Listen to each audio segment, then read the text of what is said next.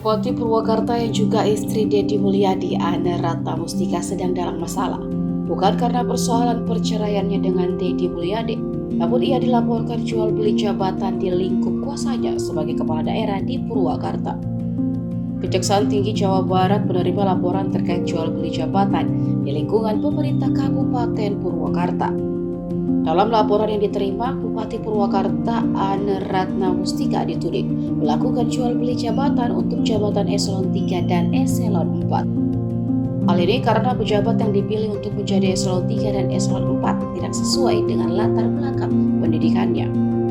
Asbitsus Kejati Jabar Riono menjelaskan, Kejati Jabar masih mengumpulkan data dugaan jual beli jabatan yang dilaporkan. Riono belum dapat mengatakan perkembangannya karena laporan ini masih diproses di Kejati Jawa Barat. Sementara itu, Kasipenkum Kejati Jabar Sultan Harahap menjelaskan, laporan ini belum dilakukan penyidikan karena masih dalam tahap klarifikasi.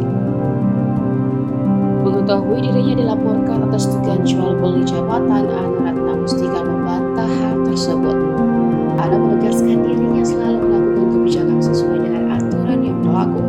Ia juga mengaku tidak mengetahui jual beli jabatan dan cara melakukannya. Ana Ratna mengaku siap untuk diperiksa karena tidak merasa bersalah dan rotasi jabatan yang ia